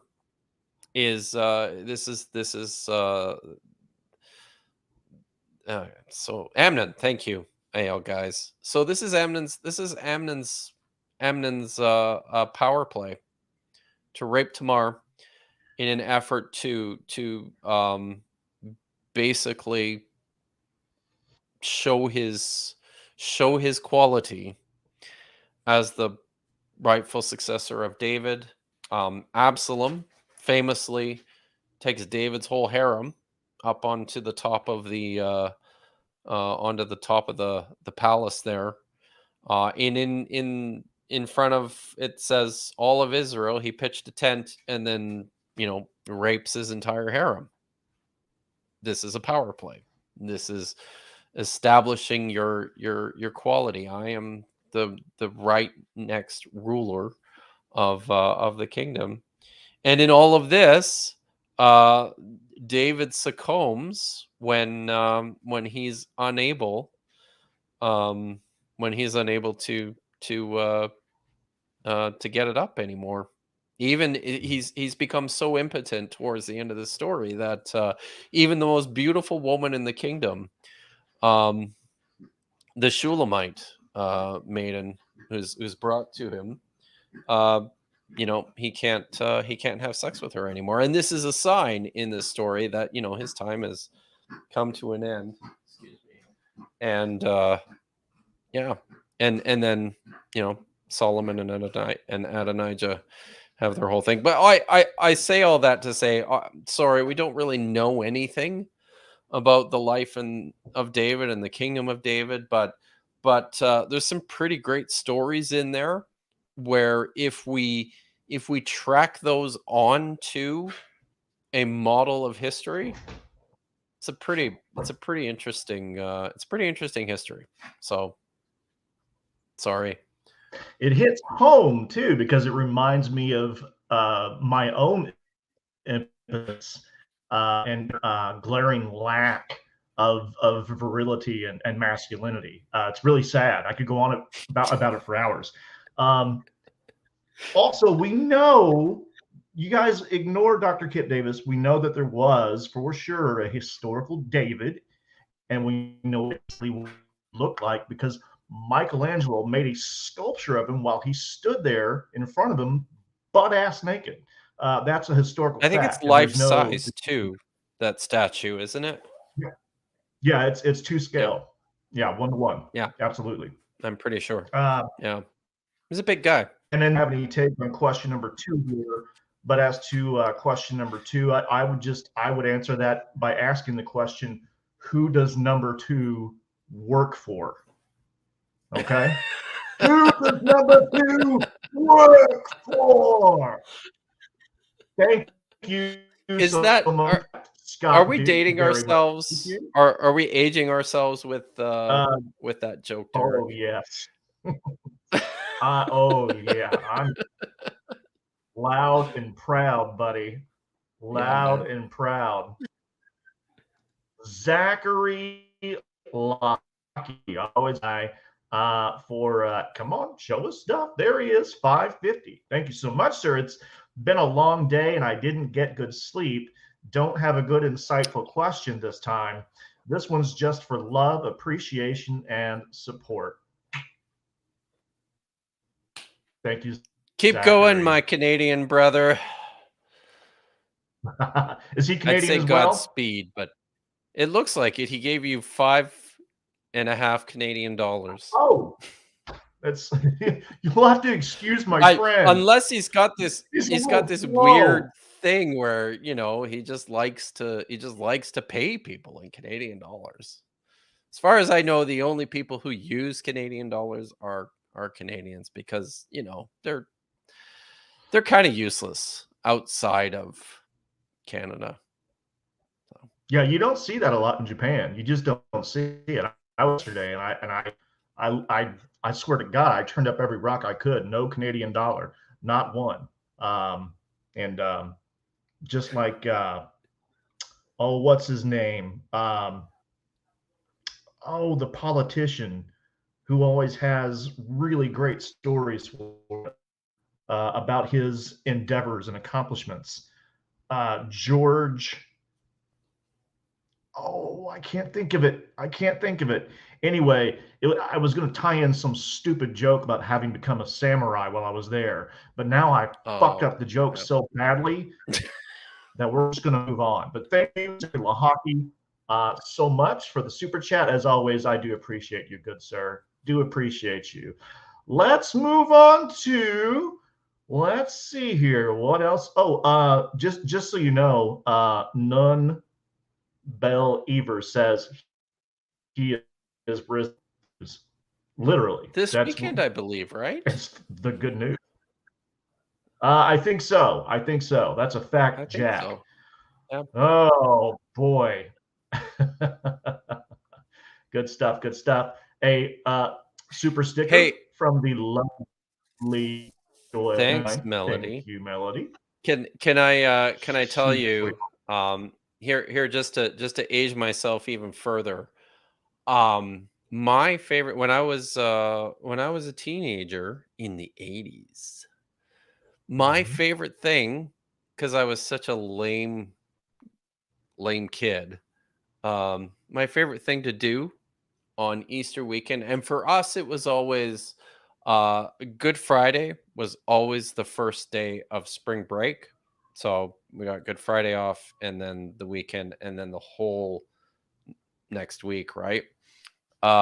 So um every year on Easter Sunday night, I'm pretty sure it was ABC. And we get all, because Canadian television sucks. We get all the American channels in Canada. Um, so every Sunday, every Easter Sunday night, ABC would run like the entirety of Cecil B. DeMille's The Ten Commandments, starring Charlton Hmm. Heston, and I love that movie so much. It was I looked forward to it every year, and I sat there like a nerd in front of my television for like 4 hours, because it took that long with all the commercial breaks, to watch that whole goddamn movie. Um, and then, uh, when this became a thing that you could actually do, my parents bought me a copy of the Ten Commandments on VHS, so I could watch it anytime. It was so great. Sorry. I remember I was a big fan of oh it's I mean don't be sorry, it's that's all you guys ever are. As a child I loved the movie Jaws, and so of course I Mhm. recorded that, I taped it on VHS with commercials and all, and it was 2.5 long to watch the entire film, commercials included. So if I was ever if whether in school or working or whatever, if I had 2.5 hours of something ahead of me, my frame of mind was okay. Well, this is the length I of gotta watch Jaws. watching Jaws. That's how much Oh, longer we had to go. I put that into perspective. Yeah. it was like your By the internal way, you can clock there. find on YouTube.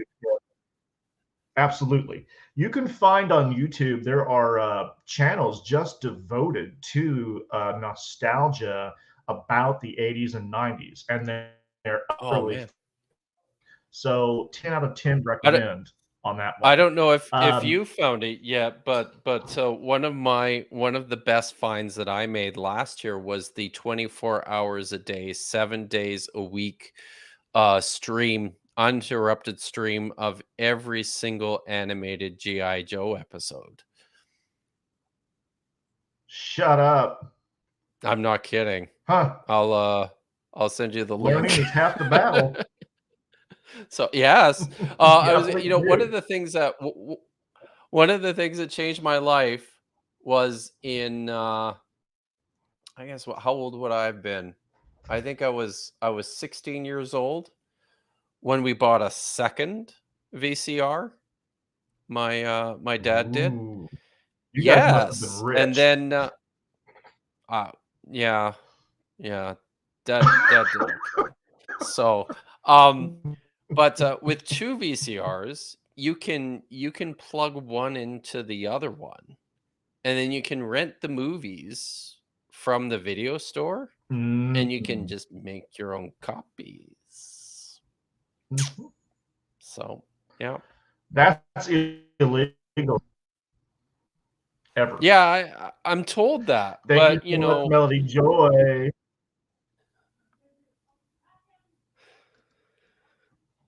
Constellation Pegasus for 4.99.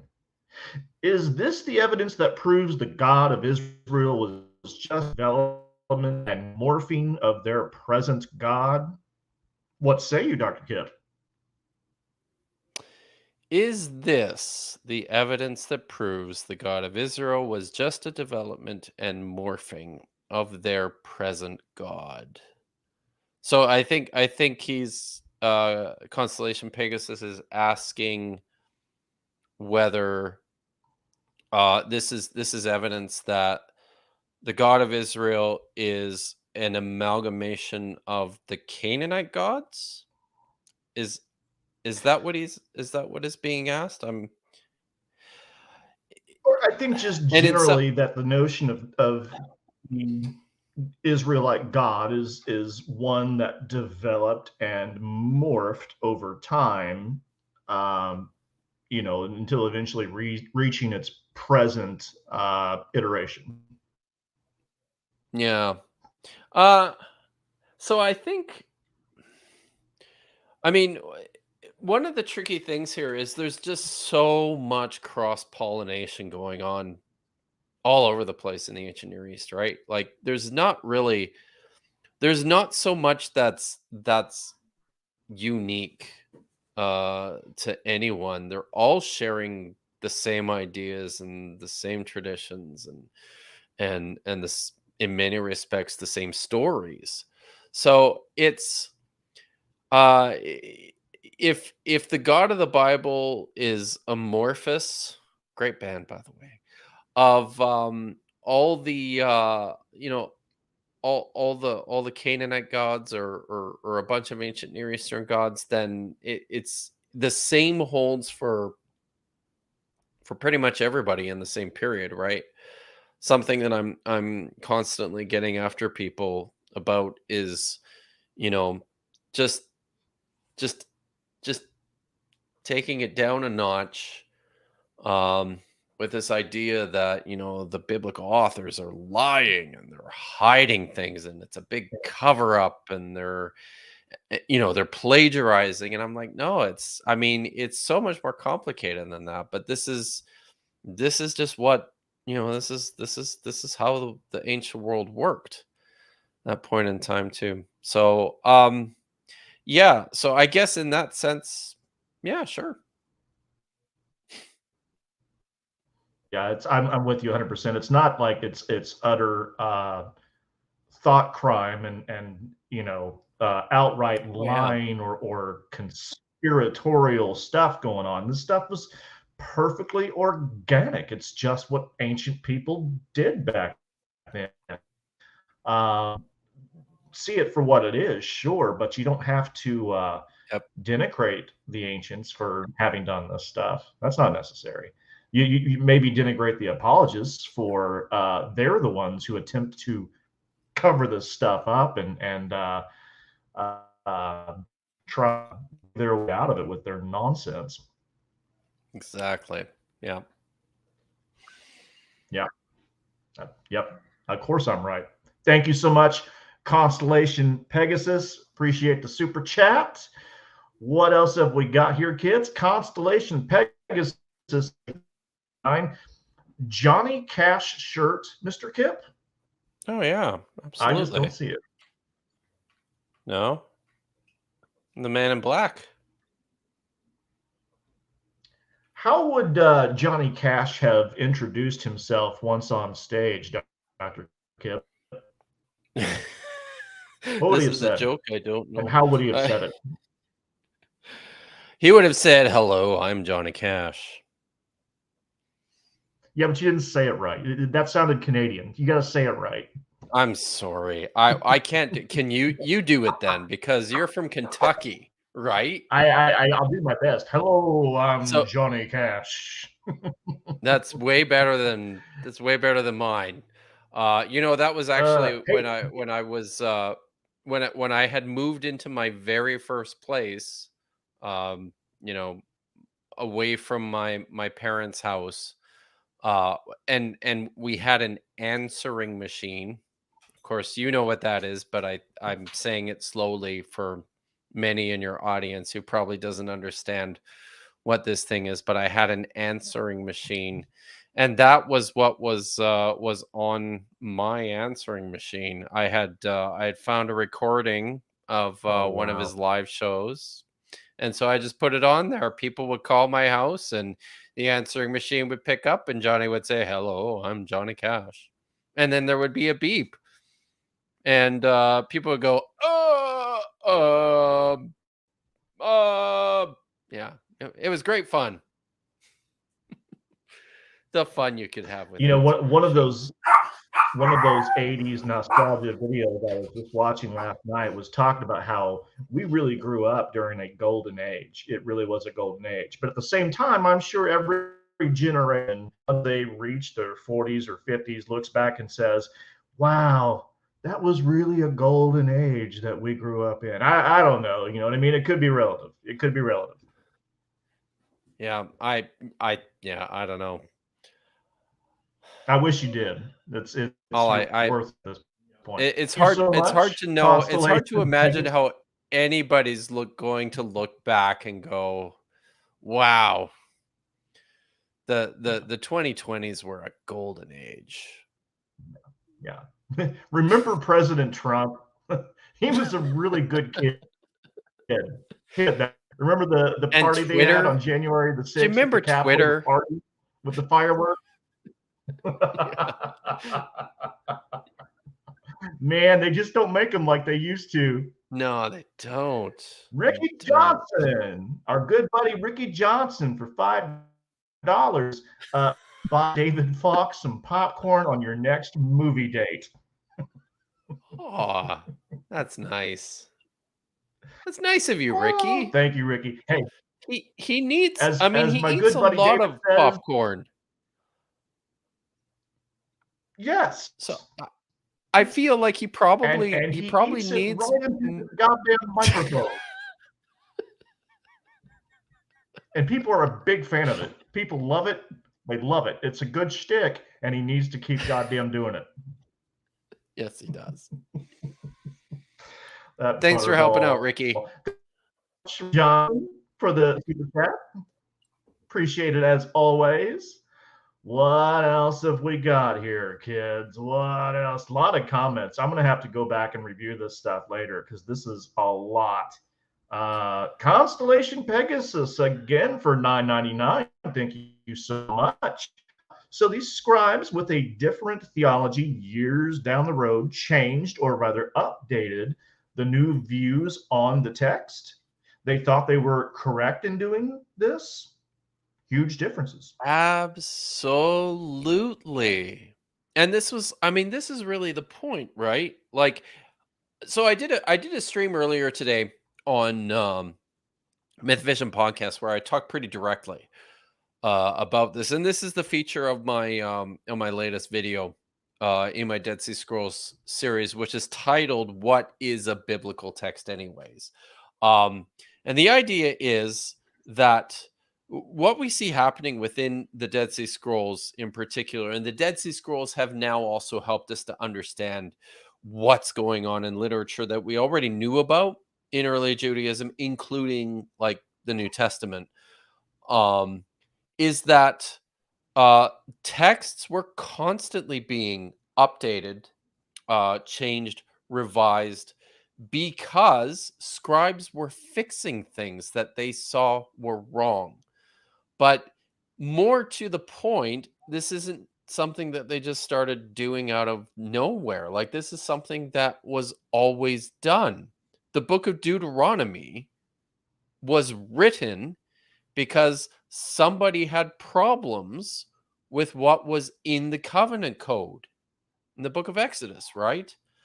The books of 1st and 2nd Chronicles were written because the writer had problems with what was in 1st and 2nd Kings. So it's the same thing taking place, centuries later. We often don't see it the same way because in the first place so many people just don't know about these texts. One of my favorites is the famous temple scroll, which was discovered in Cave 11, which is literally written in the first person from the perspective of Yahweh. I mean, you don't get much more, authoritative than that, than a document that was written by God, speaking from start to finish in the first person. Uh, you know, it, it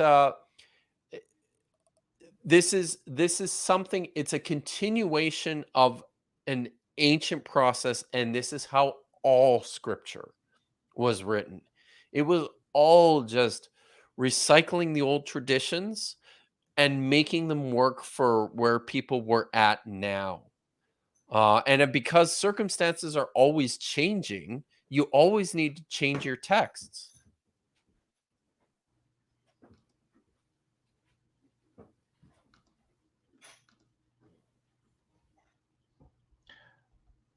Are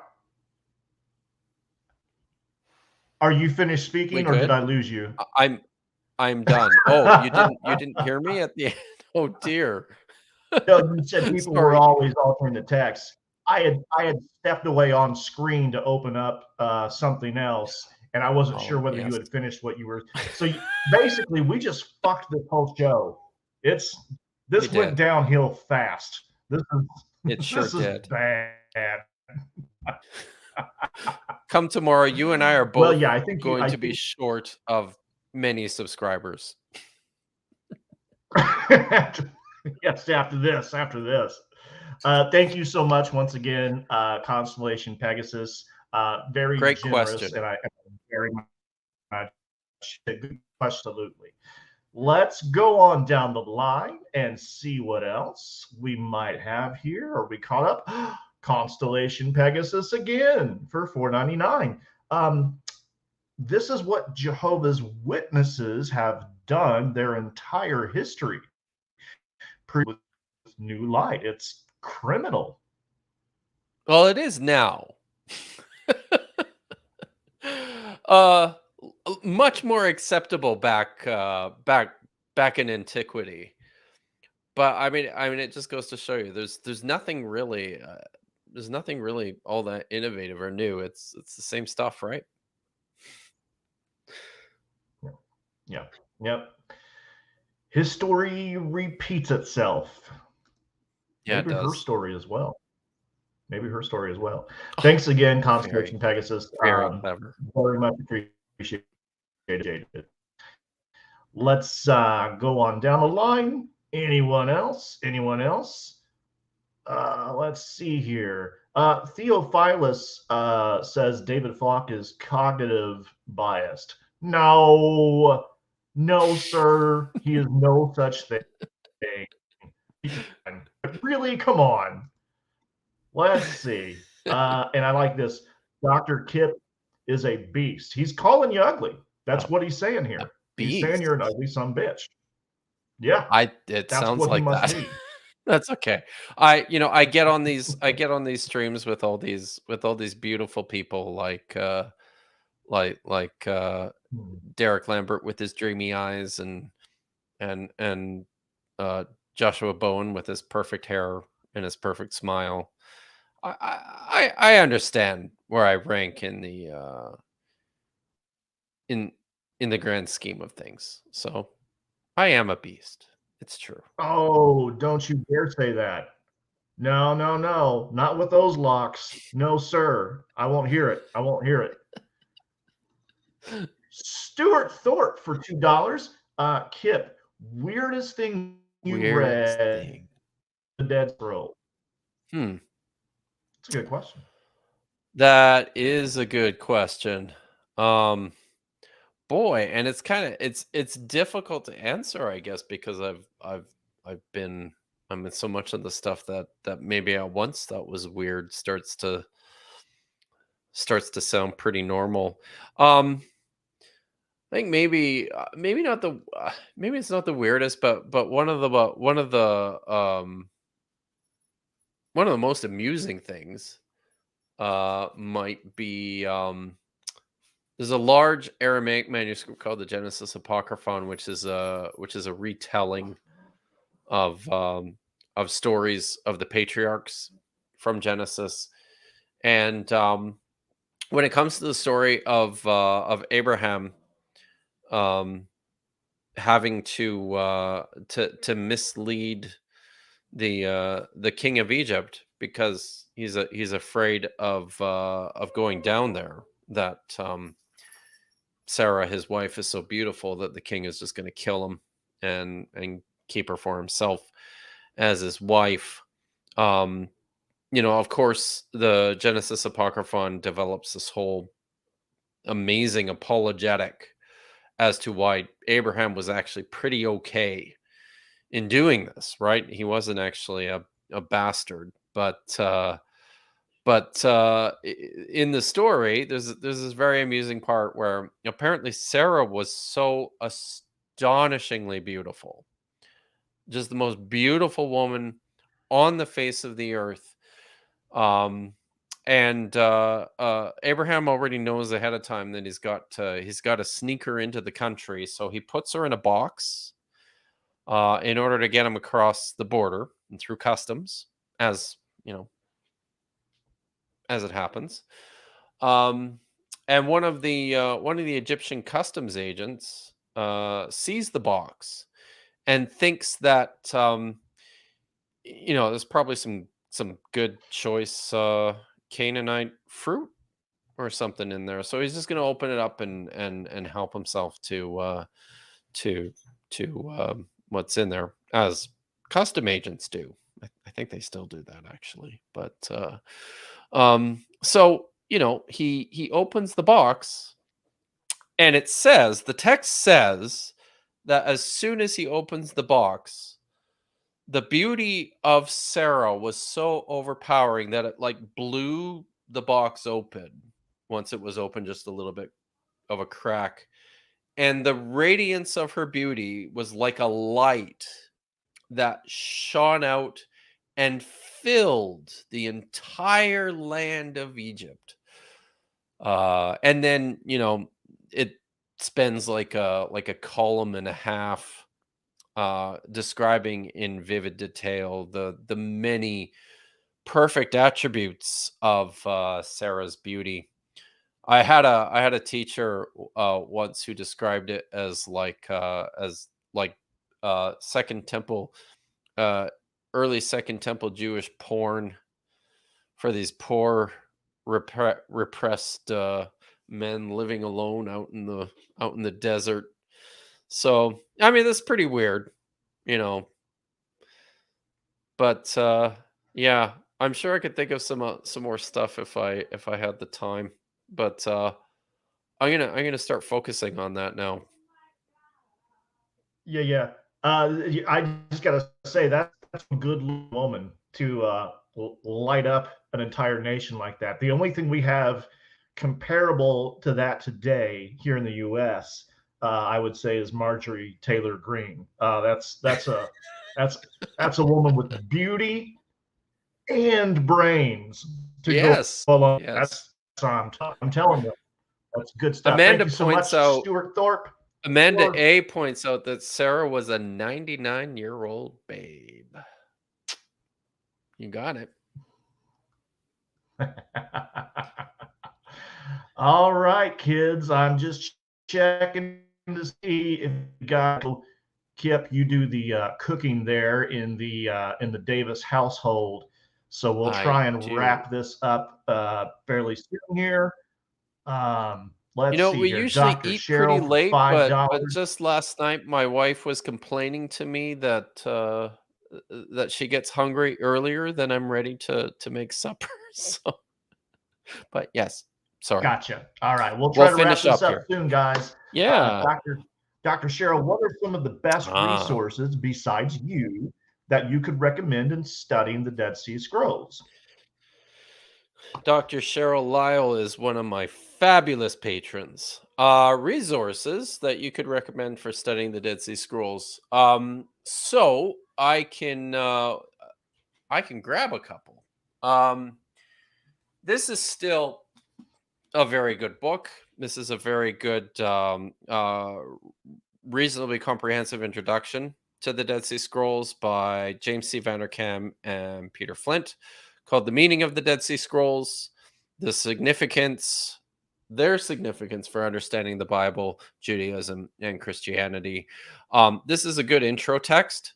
In terms of there's this one here. So this is I used to have the paperback edition of this. This is the Dead Sea Scrolls Study Edition. Um, there is a paperback edition that's published by Erdman's. It's a 2-volume work, and this is all of the quote unquote non-biblical texts with in the Hebrew and English, like an interlinear. So it's super useful. I think it's very handy. There's other translations which are really good. My favorite is Vermesh's. Geza Vermesh's translation of the Dead Sea Scrolls is kind of the industry standard. I am partial to the translation published by HarperCollins by Martin G. Abegg, Ed Cook, and Michael O. Wise. Um, I that's one of my books that I left in Norway, unfortunately. So I don't have a copy here, but it's readily available on Amazon. I think it's just called The Dead Sea Scrolls: A New Translation. And then there's another excellent book that everybody should have, and that is the Dead Sea Scrolls Bible, which is an English translation of all of not all of the biblical text, but it's an English translation of the Bible, based on just manuscripts that we have in the Dead Sea Scrolls. So it's super helpful. It's super useful because it's got all the quote unquote Bible stuff in one place there, or at least representations from the Dead Sea Scrolls of all the texts from the Bible. I say that because I mean we have multiple copies of many of these texts, so you know they were picking and choosing which way to go. Oftentimes, a couple other books that I quite like. There's one by John J. Collins called "Beyond the Qumran Community," which is an excellent introduction to just ideas about the community itself and the relationship of the community to the manuscripts. And then James C. Vanderkam's introduction to the Dead Sea Scrolls is also very good. I think it's just called that. And then there was one more. Oh yeah, Collins also his book, The Scepter and the Star, Jewish Messianism. I don't remember the subtitle offhand, but it's his book on Jewish Messianism is not necessarily a book about the Dead Sea Scrolls, but he spends so much time in there dealing with texts of the Dead Sea Scrolls and contextualizing them within early Judaism. That is an excellent book. I'm just looking here to see if there's anything else on my shelf that that I would happily recommend. But that's great for a start, right? So, Yeah, and then I just one want to say thank you, Dr. Cheryl, for the super chat.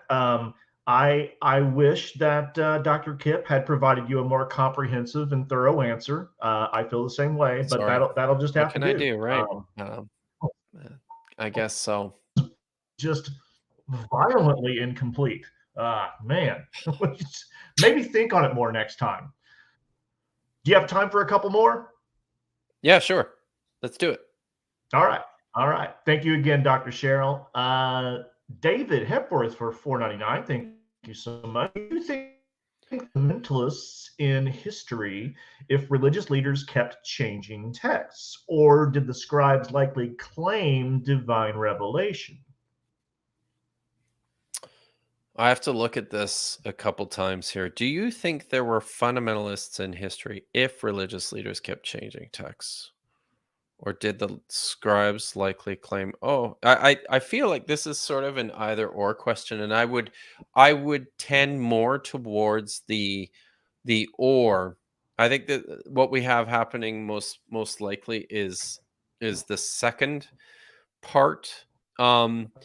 It seems pretty clear that um because it was so widespread too, and because it was just so commonly accepted, um that there was a strong tendency towards new forms of prophecy, new forms of divine revelation by way of just updating the texts, or even one of the things that happens in the scrolls, it happens in the New Testament too, but this is something we see clearly taking place within the zeitgeist of early Judaism, was uh for scribes and writers to read the text that they had inherited and then put on these new layers of interpretation on them. So they would read, you know, stuff from the prophets and then say this is actually coded literature, which isn't speaking about what happened back in the time of the prophets. It's actually speaking of what's happening right now with us, what we're going through. So we have lots of cases in the Dead Sea Scrolls of the recontextualization of early literature in this way, where scribes are now putting explicit new meanings on them, and relative to what's happening now. So, yeah, um, divine revelation. Even within the scrolls themselves, there is a within some of their founding documents, things like the community rule, or possibly the Damascus document. We see it in the Chodayot, um, indications that they believed that their founder, their leader, the so-called teacher of righteousness, who was like an individual in history, but then possibly also an office into which subsequent leaders of the community assumed. There's this idea that the teacher of righteousness was like a gifted, um, divinely inspired interpreter of the text. So he had a special role in explaining what the text meant. So yeah, now I don't know if that made them fundamentalists or not. I have a bit of a difficult time extrapolating backwards what that word would even mean in this earlier context. Just because yeah, it doesn't, I don't know, it doesn't really track all that well, I don't think. because of the modern implications.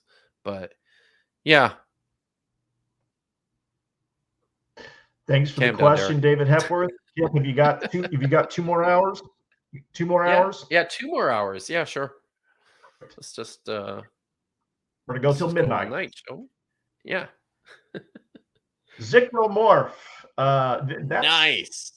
strikingly similar to the Xenomorph of Aliens, which was Mhm. the best movie ever Yes. made, especially during mine Aliens. and from her, I you I pirated bitch. the hell out of that movie. I hate Derek. Yes, sir. Yes, I sir. I saw Game over, Aliens man. in the theater. Game over. I saw Aliens in the theater. Uh, it was the first movie that I snuck into because I was not of age to go see it, and I think I almost peed my pants at the jump scare with with the the the the egg creature inside the glass tube when he sucks up on the glass right next to Ripley's head there. So good times. It's a This phenomenal movie. this little Sorry. girl has survived with no weapons and no training. Great, why don't you put her in charge? Bill Oh, the Paxton great was what's amazing. what Bill Paxton, that's it. And that seriously, like that was his first role of any kind, I think, was in that movie. His first, I think, prominent role. There's a moment there where he asks the one female soldier, Vasquez, Vasquez, anyone ever Oh, mistake you yeah, for a man? She turns and for a says, man? no, have you? Have Has you? anyone mistaken you for me? Zygnomorph asks or says, thanks for the great biblical context. You guys have absolutely reframed how I see the Bible. Don't tell your pastor. Do not tell him. No. When So, he but makes that's his nice. move, just stay out of it. Thank you, Zygnomorph. Thank you, Zygdomorph. That's very nice of you to say. All right, kids. That's all the super chats we have for now, and we've been going just a little over 2 hours, so we're going to wrap this up. Before we go, let me remind all of you. Let me remind all of you to look right here at this. Kipp Davis, he has a Yes. YouTube channel. Go there, subscribe. 8,500 subscribers with only 20 videos. God, that pisses me off. That is so unfair. Also, if you want to help me out, there is my Patreon. You can find that. I think it's linked right there at the top of my YouTube channel. In fact, if I YouTube, that is not an OnlyFans. That's not. It says OnlyFans, but it's not really. It's not OnlyFans. Um, as you can see here, yes, right there at the top of my YouTube, there is my Patreon. I want you to look at that. Not the OnlyFans. Not this, not this here, but this right here. And that's how you can contribute to helping me out. And there are some goodies on the Patreon as well. The PDF presentations, the slideshows I put together, richly scholarship and primary source texts and all that good stuff. A short online book called Exploring Origins. So there's good stuff for you there, and you'll be doing a good cause so that I can afford more OnlyFans subscriptions. I'm kidding. I only have one because it was cheap. I got it at a discount because I just had to see what this. I just had to see what kind of goods this person. Yeah, that happened. That's a true story. As they all know, how did you get Is it it? on first I fucking guess? Like, what are the chances? Mm. It What he was does either is he that or yacht. slathers himself in butter and popcorn, and it is top notch. I pay $1,000 a month, and I'd pay double if he asked. Oh wow. Yikes, Derek. Doctor Can I David, plug a couple thank things? you so much. Oh yeah, I mean, yeah, whatever. I guess it's your show. Whatever you do, whatever you like. Sorry. Not to step on anyone's toes. So on Saturday, I'm participating in another slavery super panel over on Deep Drinks podcast. Saturday noon Pacific, I believe. It'll be myself, Dr. Dan McClellan, Dr. Jennifer Bird, Dr. Matthew P. Monger, and some guy who calls himself Dr. Boshua Joan, something like that. Yeah. So we're going to be going You through. must be We're going to desperate hang out. for venues. Hmm? Must be So we're gonna. venues going on Bowen's Yes. channel. So we'll do. We're just going to be sitting around, hanging out, and talking about apologetics for biblical slavery and why they're bad. Are Check it they? out. Apparently, it I always thought they were very compelling. It was just indentured servitude, bruh. These guys had it fucking made. was good to be a slave. How does it feel to be debunked like that live? Does it hurt? Does it hurt the pride a little bit? Does it sting? Oh, you have no idea. No idea, man. Yeah. Once again, Dr. Kipp, sincerely, thank you so much for the time that you've provided Anytime, and man. for your endurance, your fortitude, and answering all of these questions. I must say, in all seriousness, I developed quite a bond with this dude while I was out in the state of Washington at Shade Lambert, and something I'm hoping I can drink and drug myself to forgetting. Thanks again, Dr. Kipp. Yeah. And we will catch you Thanks, all Derek. on the flip side. Later.